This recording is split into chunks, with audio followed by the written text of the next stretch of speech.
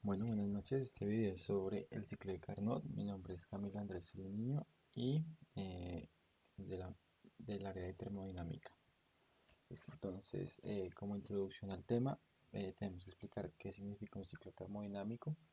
Eh, que es un ciclo termodinámico es cualquier serie de procesos que al transcurrirse todos ellos, el sistema regresa a su estado inicial.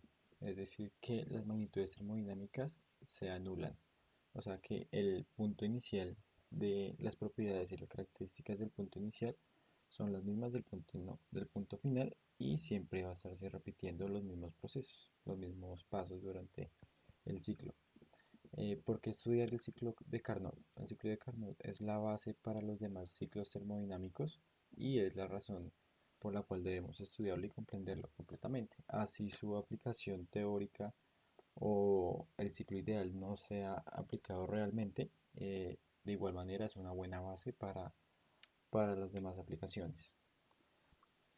Es aplicado en las bombas de calor, los sistemas de refrigeración, turbinas de vapor y en los motores de combustión. Sus características generales es que es una máquina que trabaja absorbiendo calor de una fuente de mayor temperatura, en este caso este sería el calor 1 o Q1, y el calor lo está cediendo a una fuente de menor temperatura. Y al hacer esto está produciendo un trabajo sobre el exterior y este trabajo es hecho pues por el sistema y por el fluido. El ciclo de Carnot pues consta de cuatro etapas. Dos de ellas son unos procesos isotérmicos que son, como el mismo nombre lo indica, pues una temperatura constante, y son dos que son adiabáticos, que significa que no hay intercambio de calor con el entorno, o sea que son aislados térmicamente y no hay pérdida de energía. Entonces, acá en la gráfica de presión-volumen podemos ver el ciclo de Carnot. El ciclo empieza en el punto A y a partir de él, hasta en su movimiento, en su proceso que es una expansión isotérmica de A a B, es donde se encuentra el sistema absorbe calor del depósito térmico a alta temperatura, que es T1, y hay una expansión isotérmica. En este momento el volumen está aumentando y la presión está disminuyendo. Como vemos acá, T1 es mayor a T2. En ese momento lo estamos en la misma temperatura. Ahora, después de la expansión isotérmica tenemos la expansión adiabática, que es la que encontramos acá en el proceso PAC. Eh, en este proceso el sistema no gana ni pierde calor, lo que indica que va hasta el punto C, ni gana ni pierde calor, pero aún así está bajando su temperatura. En este momento el volumen sigue aumentando y la presión sigue disminuyendo hasta llegar a hasta su punto más bajo. Este punto C es la presión más baja y el volumen más alto. A partir de este momento eh, hacemos una compresión isotérmica, que es la CD, es decir, que vamos a manejar la misma temperatura 2, y acá en este proceso el sistema está cediendo calor al depósito de baja temperatura, que es el que tenemos acá en T2. Acá la presión está aumentando y el volumen está disminuyendo drásticamente. En la cuarta etapa, que es la compresión adiabática, tenemos eh, una subida de presión muy rápida con una disminución de volumen muy poca, y en este proceso es una compresión adiabática, significa que no hay pérdida ni ganancia de energía con el entorno, pero sí hay una ganancia de temperatura, hay un cambio de temperatura. En este momento estamos llegando al punto A nuevamente y aquí iniciaría otra vez el ciclo termodinámico. Entonces vamos a revisar este mismo ciclo en un simulador que lo tenemos acá. Entonces, ¿qué estamos haciendo? Vamos a iniciar. Ahí estamos en el punto A, que estamos haciendo la expansión isotérmica. Esta expansión isotérmica se hace muy rápida. Acá tenemos un pistón, que es la máquina de Carnot, y acá se está agregando calor.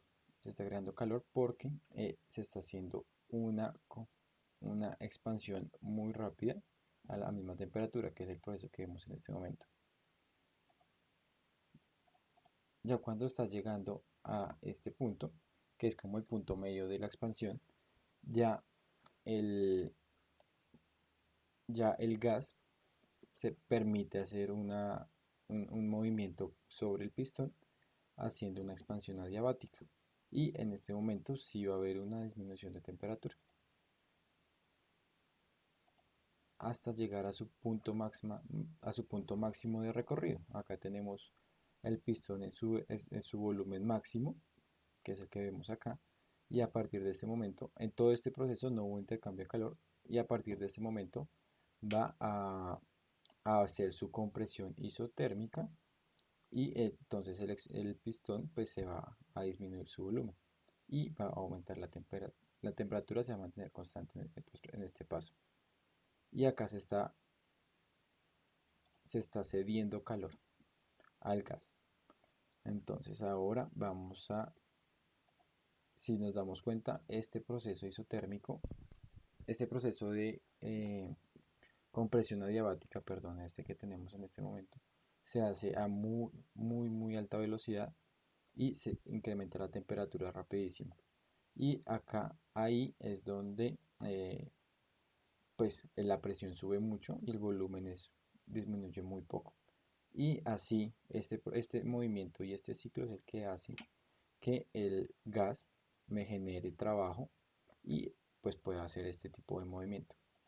Vamos a seguir así, vamos a seguir viendo la simulación. Vemos como nuevamente eh, cede calor al entorno, vemos cómo aumenta rápidamente la temperatura y es un ciclo eh, ideal, o sea, es un ciclo ideal, toca decirlo siempre, y siempre inicia y termina en el mismo punto.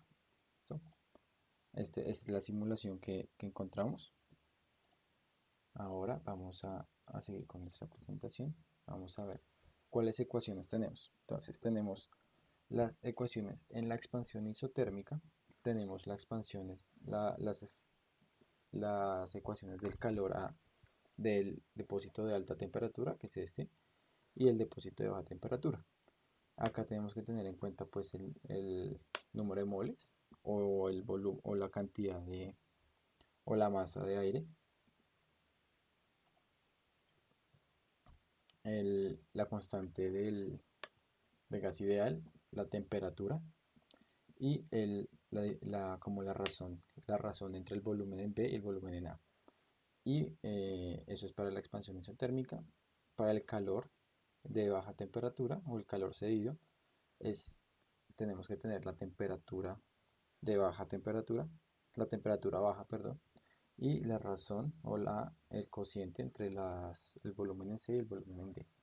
El trabajo es la diferencia entre el calor absorbido y el calor cedido. Ese es el trabajo del sistema.